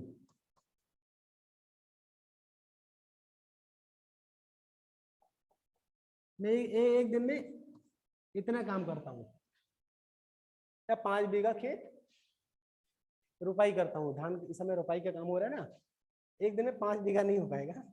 मान लो, फिलहाल मान लो, अज्यूम कर लो, अज्यूम ही करना है केवल, 1 दिन में मान लो 5 बीघा मैं धान की रुपाई करता हूँ। लेकिन मेरे साथ एक और बच्चा आ जाता है, जब वो हम दोनों मिलकर के इसी काम को, यानी इसी खेत को, यानी 5 बीघा को 3 दिन में कर देते हैं। यानी जो आपका मान लीजिए 2 बीघा का खेत था, नहीं मान लीजिए 2 बीघा नहीं, सॉरी, फिर से एक बार समझिए बेटा, 1 बीघा खेत है, 1 बीघा खेत है तो उसको मैं 5 दिन में करता हूँ, और 1 ही बीघा खेत है जिसे हम 2 लोग मिलकर के 3 दिन में कर देते हैं। तो 1 बीघा खेत मैं 5 दिन में करता हूँ, तो 1 दिन में कितना काम करूंगा? 1/5 ही तो काम करूंगा। और यहाँ से हम दोनों मिलकर के 2 लोग, यानी जो मेरे साथ आया है वो दोनों मिलकर के अगर 3 दिन में कर रहे हैं तो 1 दिन में कितना काम करेंगे? 1/3 ही तो अगर मैं पूछूं कि आखिर जो दूसरा पर्सन आया वो अकेले कितने दिन में काम करेगा, तो उससे ये हमें पता चलना पड़े, ये पता करना पड़ेगा ना कि 1 दिन में वो आखिर काम कितना करता है, उस हिसाब से हम चेक कर लेंगे। तो 1 दिन में क्या है, जिसमें में से इसको निकाल दीजिए, डिफरेंस पता चल जाएगा। यानी मेरा काम खत्म, कम कर दीजिए, मेरा जो काम है हम दोनों के काम में से कम कर दीजिए, उसका काम पता चल जाएगा। यही सेम वहां पे भी करना है, यही सेम वहां पे भी करना है। कविता 1 दिन में x/5 काम करती है, और सरिता और कविता उसी काम को 3 दिन में पूरा करती है, मतलब 1 दिन में वो x/3 काम करती हैं। दोनों मिलकर के x/3 काम करती हैं, और ये कविता अकेले काम करती है। तो दोनों मिलकर में से जितना कविता काम करती है वो निकाल दीजिए, सरिता का काम पता चल जाएगा। तो जब अकेले सरिता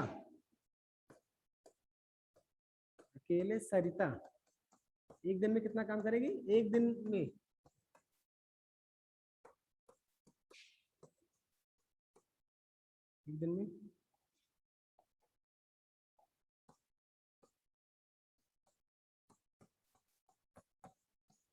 एक दिन में दोनों मिलकर के कितना काम करते थे? x/3।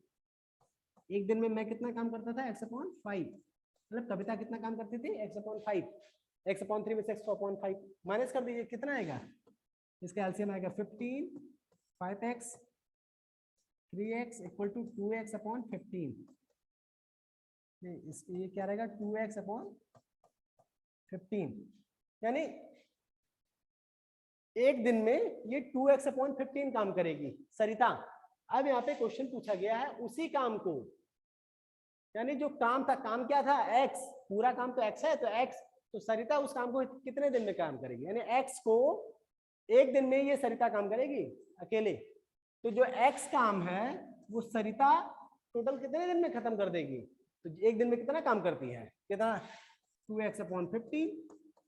तो कितना दिन लगेगा इससे पता चल जाएगा। टोटल इतना काम 1 दिन में इतना काम करती है, तो कितना दिन और लगेगा? ये आपका ऊपर चला जाएगा, x/1 होता है ना। इसको कैसे आप लोग करते हैं, इसको मैं आपको समझा दे रहा हूँ। ये x यहाँ पे भले लिखा है, लेकिन x को 1/1 नहीं लिखा, लेकिन ये अंडरस्टूड माना जाता है। और ये ऐसे और इसका ऐसे, ये साथ साथ में ले आते हैं, तो इसका क्या हो जाएगा, ये x into 15, x into 15 upon 1 into 2x। तो आपको पता है x x कैंसिल, 2 यानी 7.5, 7.5 के बजाय इसको आप 15/2 ही रहने दीजिए।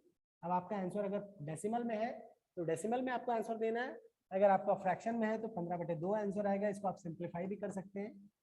कितना आ सकता है आंसर, सिंप्लीफाई करेंगे तो 2 7 14, 7 सही 1/2, आपका इतना दिन भी हो सकता है, 7.5 दिन इसका सही आंसर होगा। तो इस तरह के क्वेश्चंस को आपको ऐसे किया जाता है। कई बार होता है कि कोई काम है, एक पर्सन है वो 4 दिन में करता है, दूसरा आदमी 5 दिन में करता है, तीसरा आदमी 8 दिन में काम करता है, तो तीनों मिलकर के कितना काम, इसी काम को कितने दिन में खत्म करेंगे। तो क्या करना चाहिए, कोई काम x है, उसको जो पहला आदमी है 4 दिन में खत्म करता है तो एक दिन में कितना काम करेगा, x/4। दूसरा आदमी 5 दिन में करता है तो एक दिन में वो कितना काम करेगा, x/5। तीसरा आदमी 8 दिन में काम करता है तो कितना आंसर होगा, एक दिन में कितना काम करेगा, x/8। अब एक एक दिन में तीनों कितना काम करते हैं पता चल गया, तीनों को जोड़ लीजिए, एक दिन में कितना काम करते हैं, x/5, x/4, x/4 plus x/5 plus x/8, तीनों एक दिन में कितना काम करते हैं टोटल पता चल जाएगा। अब जो x काम है उसको टोटल कितना दिन लगेंगे, तीनों मिलकर अगर साथ करेंगे तो टोटल एक दिन में कितना तीनों मिलकर काम करते हैं, उसी से जो काम है उसको आप डिवाइड कर दीजिए, आपका आंसर आ जाएगा। इसको इसी प्रोसेस से करिएगा तभी आपका सही भी होगा बेटा, ध्यान दीजिएगा, गलती ना होने पाए। डायरेक्ट तो फिलहाल कभी भी ना सॉल्व करें। अब यहाँ पे 5 दर्जन आम, ये आपका आसान क्वेश्चन फिर आ गया। 5 दर्जन आम, 5 दर्जन आम मतलब एक दर्जन में कितना होता है, एक दर्जन में 12 होता है, तो 5 दर्जन मैंगो में आपका कितना होगा, 12 इंटू 5 इक्वल टू 60 मैंगो। अब 60 मैंगो की कॉस्ट क्या है, 60 मैंगो की कॉस्ट क्या है, 90 रुपीज। तो एक मैंगो की कॉस्ट क्या हुई, 90/60 रुपीज, ये तो होगा। तो आखिर कितने मैंगो की कॉस्ट पूछा है, 20 आम का दाम क्या होगा, इसको आप 1 इंटू 20 मैंगो इक्वल टू 90, ये जो आया था एक मैंगो की कॉस्ट, इसको भी 20 से गुणा कर देंगे, कितना पैसा होगा। अब इसको अगर हम लोग सॉल्व करें, 0 से 0 कैंसिल, 2 3 जा 6, 3 3 जा 9, तो यानी कितना आंसर आया, 20 मैंगो की कॉस्ट कितना आएगी, 30 रुपए आएगा।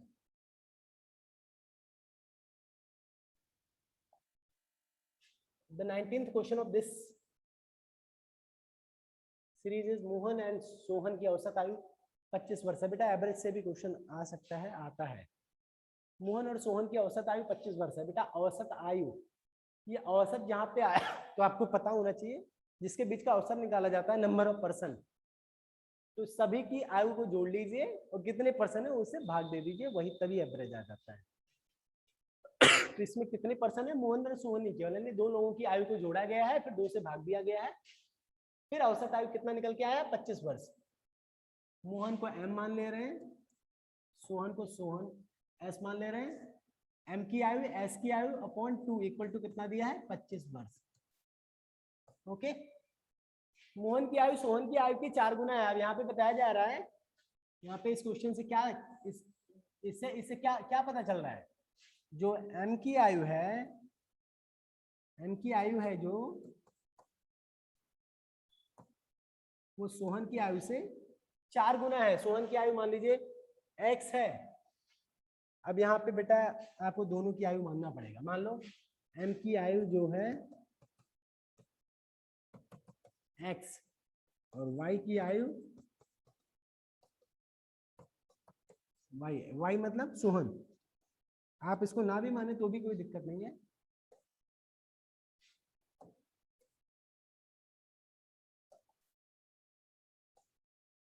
m की जो आयु है वो सोहन की आयु से 4 गुना है, यानी सोहन की जो आयु है, s की आयु जो है, क्या ये दोनों बराबर है? नहीं, मोहन की आयु सोहन की आयु बराबर नहीं है। लेकिन अगर हम ये कहें मोहन की आयु सोहन की आयु से 4 गुना है, यानी इसको 4 गुना अगर बढ़ा दे तो ये नॉट इक्वल टू इक्वल में बदल जाएगा। यही तो कहने का मतलब है ना, इसकी जरूरत ही नहीं पड़ी एक्स वाई मानने की, इसकी जरूरत ही नहीं पड़ी। यानी मोहन की आयु प्लस सोहन की आयु अपॉन 2, जो औसत आयु कितना है 25 वर्ष। और जब मोहन की आयु जो है वो सोहन की आयु के बराबर तो है नहीं, वो बराबर कब होगी, जब मोहन की आयु जो है सोहन की आयु से 4 गुना करेंगे, क्योंकि यहाँ पे लिखा हुआ है। तो मोहन की आयु जो है उसको हम 4 से मल्टीप्लाई कर दें तो हो जाएगा, 4 से मल्टीप्लाई कर दिए, ये तो क्वेश्चन में दिया ना, तो equal not equal to equal में बदल गया कि नहीं, तो सही से बना दें। आप तो कह सकते हैं मोहन की आयु का 4 गुना सोहन की आयु के बराबर है, यानी 4m इक्वल टू s, ये आपका फाइनल निकल के आया।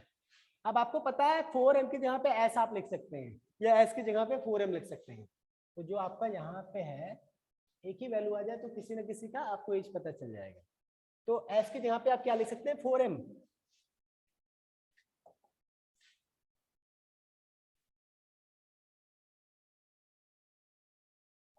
तो s की जगह पे क्या लिख सकते हैं हम लोग 4m, तो m तो है ही, s की जगह पे क्या लिखते हैं 4m अपॉन 2 इक्वल टू 25, यही तो हुआ। अब ये अगर सॉल्व करेंगे तो कितना होगा 5m 4m, ये 5m अपॉन 2 हो जाएगा, 5m अपॉन 2 इक्वल टू 24, ये कट जाएगा नहीं, कटेगा नहीं, ये मल्टीप्लाई होगा, 2 गुणे 24 होगा, डिवाइड नहीं होगा। तो ऐसे में क्या होगा, इसको अगर आप और भी सिंप्लीफाई करेंगे, ये ऐसे मल्टीप्लाई होता है, तो यानी 5m इक्वल टू, यहाँ पे लिख देते हैं 5m equal to 24 into 2 equal to 48, ये हो जाएगा, यानी m equal to 48 upon 5, m equal to 48 upon 5। यहाँ पे किसकी आयु पूछी गई है, सोहन की आयु पूछी गई है, यानी m की जो आयु है वो कितना आया, यहाँ से आया जो m की आयु है वो कितना है 48 अपॉन 5, ये आया ना, इससे तो ये आ सकते हैं, इसको और भी नीचे करें। अब आपको पता है जो m की आयु है वो s की आयु से 4 गुना अधिक है, तो इसका 1/4 कितना होगा 1/4, लेकिन फिलहाल आप m को सीधा यहाँ पे आपका दिया है, चाहे तो आप डायरेक्टली यहाँ पे भी रख सकते हैं, m इक्वल टू 48 अपॉन 5 आप लिख सकते हैं, 48 अपॉन 5 आप लिख सकते हैं। तो यहाँ पे आ गया 4 इंटू क्या हुआ 48 अपॉन 5, m के जहाँ पे क्या लिख दिया 48 अपॉन 5,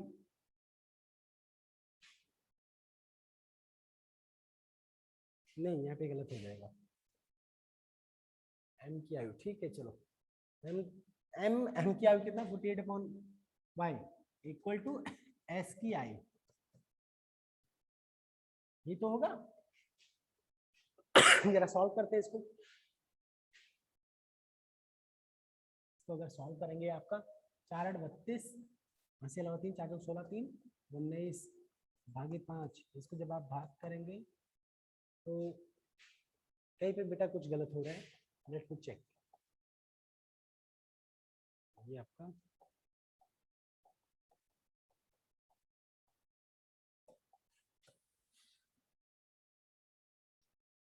यहाँ पे बेटा हम लोग m प्लस 4m, सोहन की आयु हमने लिख दिया था, यहाँ पे क्या निकलता है सोहन की आयु के यहाँ पे 4m लिख दिया था, यानी सोहन की आयु प्लस मोहन की आयु अपॉन 2 इक्वल टू 25, तो यहाँ पे क्या हुआ था 25 को यहाँ पे 5.2 कैसे हो गया था ये, अच्छा 5m अपॉन 2 इक्वल टू 24, ये बेटा गलत हुआ है, ये 25 जो है,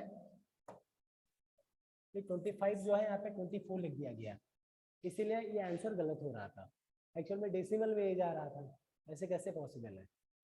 तो फिर से एक बार सॉल्व करते हैं, चलिए सॉल्व क्या करते हैं यहाँ पे सही कर देते हैं, तो 25 को यहाँ पे क्या करेंगे हम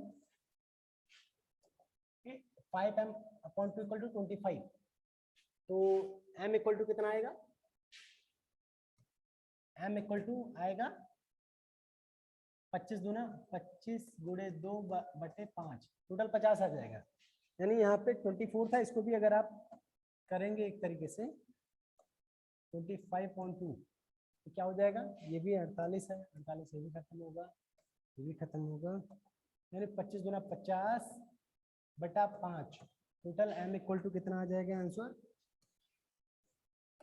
m इक्वल टू सीधा सीधा 10 आ जाएगा। m की एज जो है वो 10 है, तो सोहन की एज क्या होगी, m की एज यानी 4 है और m की एज कितना है 10 है, तो सोहन की एज क्या है 10 गुणे 40, 40 साल, यानी सोहन बड़ा है। यहाँ पे वो लिखा गया है आपके क्वेश्चन में, जो मोहन और सोहन का, ये मोहन की आयु सोहन की आयु की 4 गुनी है, मोहन की आयु सोहन की आयु की 4 गुनी है। बड़ा यहाँ पे मानने में थोड़ा सा दिक्कत हुआ, सोहन छोटा है और मोहन आपका बड़ा है, यानी मोहन की आयु ज्यादा होगी, तो यानी सोहन की आयु यहाँ पे कहाँ पे गलती हुई 40,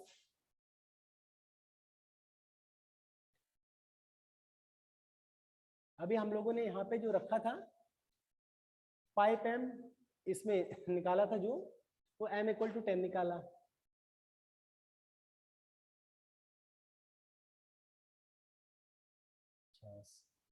ये 4m रखा गया सोहन की आयु, यानी मोहन की आयु इससे निकलेगी।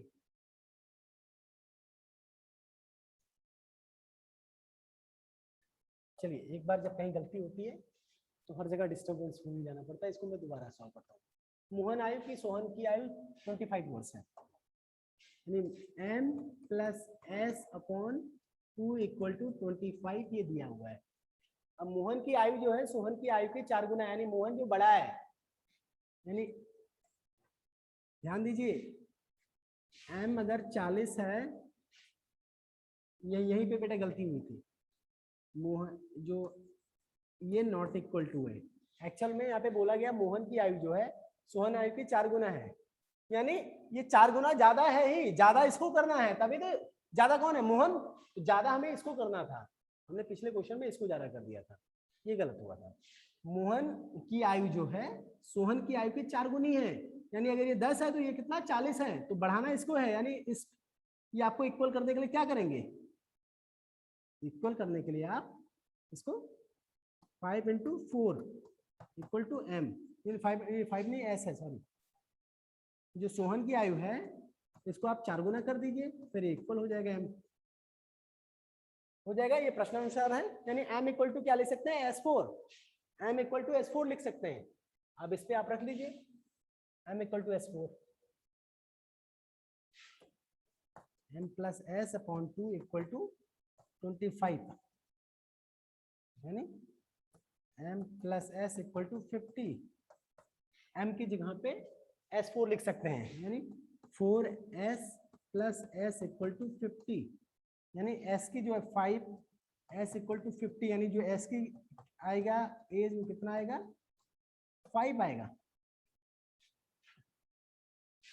5 नहीं 10 होगा, सॉरी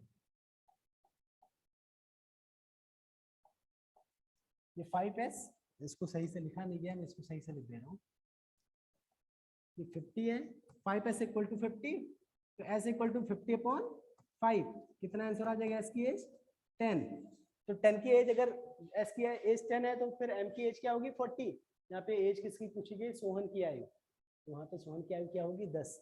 बेटा एक बात मैं यहाँ पे कहना चाहूंगा, जो अभी आंसर आया था 40 ना, आपके ऑप्शन में 40 भी होगा 10 भी होगा, और जैसे पहली बार मैंने भूल किया था उस तरीके से कई बार भूल बच्चे भी कर देते हैं, तो कई आपको करना है क्या है, आपको आंसर मार्क करने के पहले इस तरह के क्वेश्चन में वेरीफाई जरूर कर लेना चाहिए कि क्या पूछा गया, सोहन की आयु क्या होगी, सोहन की आयु 4 गुनी है, यानी मोहन की आयु सोहन की आयु की 4 गुनी है, यानी मोहन बड़ा था, जबकि एज आया था मोहन की 10 आया था, तो क्या मोहन बड़ा है, तब आखिर 10 कैसे हो सकता है और उसका 40 कैसे हो सकता है, तो उल्टा हो गया ना, ये आपको ध्यान देना है। फिलहाल सही प्रोसेस यही है, इसी प्रोसेस से पिछली बार भी सॉल्व कर रहे थे, बट यहाँ पे गलती हो गई थी, s इक्वल टू m4 कर दिया था, जबकि मुझे m आपका बड़ा है, s को बड़ा करना पड़ेगा इसके बराबर करने के लिए, ये ध्यान देना है। The last question of this series is बेटा ये फिलहाल बहुत आसान क्वेश्चन है, लेकिन बच्चे कई बार गड़बड़ कर देते हैं। इसको आसान और आसान बनाने के लिए आप क्या कर सकते हैं, आपको टेबल आता है 8 3 9 5 7 का टेबल तो सबको आता होगा। इसको साफ साफ आप किया करो, इसका डेसिमल के 2 या 3 डिजिट तक आप सॉल्व कर लिया करो, ऑटोमेटिकली आपका आंसर आ जाएगा।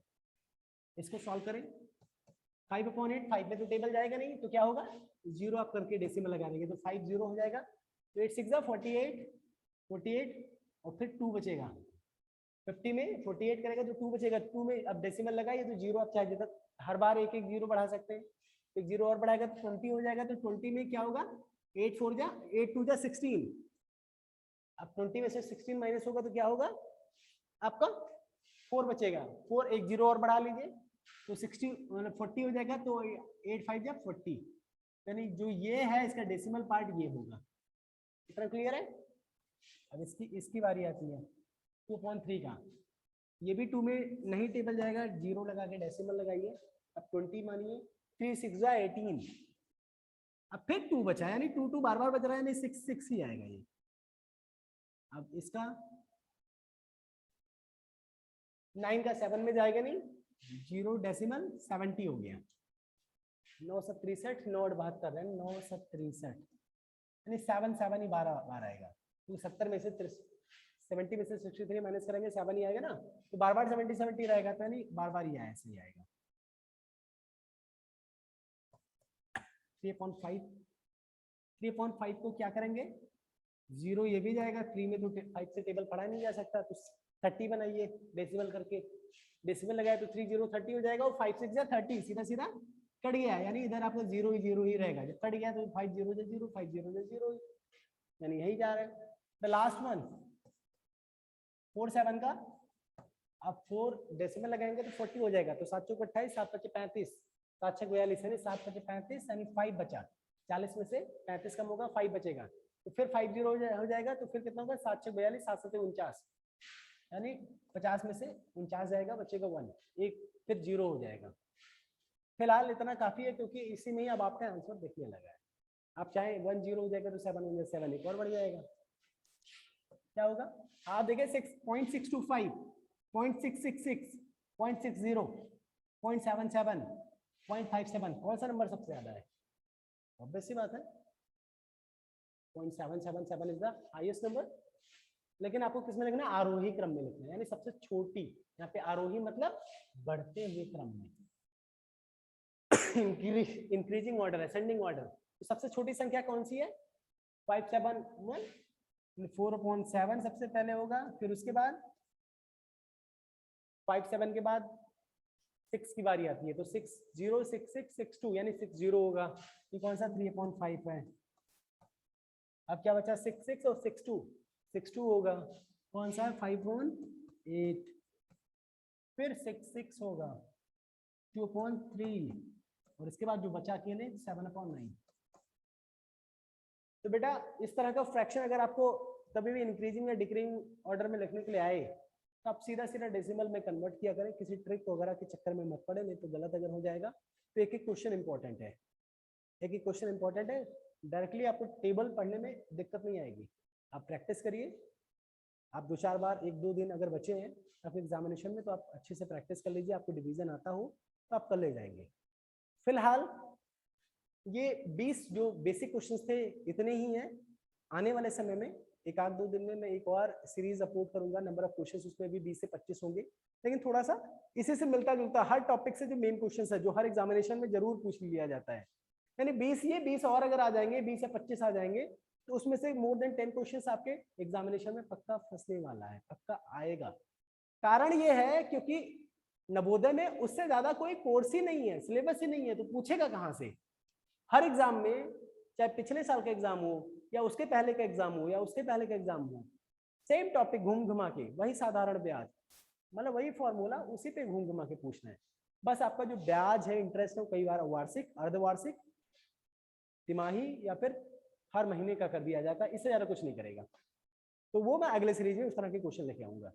परसेंटेज में क्या रहेगा, परसेंटेज मैंने बताया कि कोई भी नंबर, मान लीजिए मैं आपसे कोई नंबर बोल रहा हूं, कह रहा हूं कि 10% जो है किसी नंबर का वो कितना है 25 है, तो ये 100% इसका, यानी वो नंबर कौन सा है, यानी इसका 100% ही तो इसको नंबर होगा, तो क्या होगा, तो 1% इसका कितना होगा 25/10, 100 कितना होगा 1 × 100, 100 से मल्टीप्लाई कर दो, ये भी 100 से मल्टीप्लाई कर दो, कितना हो जाएगा 250। बहुत आसान है इस तरह से। अगर आपसे पूछा जाए किसी 10 पेंसिल की कॉस्ट 15 रुपए है, तो 12 पेंसिल की कॉस्ट क्या होगी, 12 पेंसिल, तो एक पेंसिल की कॉस्ट क्या होगी, एक पेंसिल की कॉस्ट 15/10, 12 पेंसिल की, इसको 12 गुना कर दो, ये भी 12 कर दो, 15 × 10 भागे 15/10 × 12, जो आंसर आएगा वही आपका आंसर है। 2 पंचे 10, 2 छक 12, 5 3 15, कितना कॉस्ट होगा 36 18 रुपए। 12 पेंसिल की कॉस्ट क्या होगी 18 रुपए भाई, 10 पेंसिल की कॉस्ट 15 रुपए, यानी हर पेंसिल की कॉस्ट कितना होती है 1.5 रुपए। अगर आपको 12 पेंसिल लेना है तो 3 रुपए और बढ़ जाएगा ना, 18, वही तो हुआ। तो इस तरह के क्वेश्चंस बहुत इजी हैं, अब दोबारा अगले सीरीज में इस तरह के क्वेश्चंस मैं नहीं लाने वाला हूँ। आई होप आप लोग प्रैक्टिस कर लेंगे, आप लोग बार बार इस तरह के क्वेश्चन खोज के अपने प्रैक्टिस सेट में आप लोग स्वयं से सॉल्व करने की कोशिश करेंगे। वीडियो देखना नहीं है, सॉल्व करना है। जितना ज्यादा आप सॉल्व करेंगे, सॉल्व ना कर पाए तो वीडियो देखिए। आपको वीडियो सिर्फ 1 बार 2 बार देखना है, 3 बार, जब आपको समझ में आ जाए तो वीडियो का क्या मतलब। वो वीडियो देख के अगर आपने स्वयं से सॉल्व नहीं किया तो सब कुछ बेकार है। वो वीडियो देख के एक तरफ देखा एक तरफ भूल गए, तो जब तक आप सॉल्व नहीं करते उस पर्टिकुलर एक्सरसाइज को तब तक कोई मायने नहीं है। प्लीज आप लोग सॉल्व भी किया करें। और बेटा अगर आपको ये आज का सेशन आपको अच्छा लगा हो तो इस वीडियो को लाइक जरूर करें, क्योंकि देखने वालों की संख्या काफी ज्यादा होती है। तो अगर आपको कुछ जो सॉल्यूशंस बताए गए हैं, जो ट्रिक बताए गए हैं, जो तरीके बताए गए हैं, अगर आपको पसंद आया है, अगर आपको समझ में आया है, तो वीडियो को जरूर लाइक करें और अपने फ्रेंड्स के साथ, अपने जो भी क्लासमेट्स हैं या फिर आपके कोई रिलेटिव है उनके साथ जरूर शेयर करें। और चैनल को सब्सक्राइब करना ना भूलें, जिससे आने वाले समय में जो भी अच्छे वीडियोज हों, अच्छे कोर्स की तैयारी कराई जाए, स्पेशली छोटे बच्चों यानी अप टू 12th तक के जो बच्चे हैं उनके लिए, अप टू 12th क्या, अप टू क्लास 8th ही अभी हम लोग कैटर कर रहे हैं, या फिर कोई अगर कॉम्पिटिटिव लेवल का, जो बेसिक लेवल का, जैसे प्राइमरी स्तर का मैथ्स अगर कोई देखना चाह रहा है तो बेसिक लेवल का, चाहे अब जैसे आज का जो क्वेश्चन था ये सब बेसिक लेवल के क्वेश्चन है। बिना इस तरह के क्वेश्चंस को आए बगैर आदमी इससे एडवांस लेवल के क्वेश्चन को समझ ही नहीं पाएगा। तो जरूरी है कि इस सीरीज को समझा जाए, इस सीरीज को, इस तरह के क्वेश्चंस को स्वयं समझा जाए। जब आदमी कर ले जाएगा तो इससे डिफिकल्ट, इससे एडवांस लेवल का क्वेश्चन तभी उसको समझ में आएगा, तभी वो समझ के कर पाएगा, उसको रटना नहीं पड़ेगा। तो हर तरह के बच्चों के लिए एक तरीके से ये वीडियो हेल्पफुल है। अगर कोई कंपटीशन के लिए तैयारी कर रहे हैं, कोई प्राइमरी लेवल की टेट या पेट वगैरह की तैयारी कर रहे हैं, तो उसके लिए भी मैथ सेक्शन के लिए काफ़ी ये हेल्पफुल रहेगा वीडियो। तो आप लोग शेयर कर सकते हैं अपने फ्रेंड्स के साथ, या अपने जो भी गांव घर या कोई ग्रुप है तो उन लोगों के साथ आप शेयर कर सकते हैं। तो शेयर जरूर करिएगा, सब्सक्राइब करना मत भूलिएगा, लाइक जरूर करिएगा। Have a good day everyone.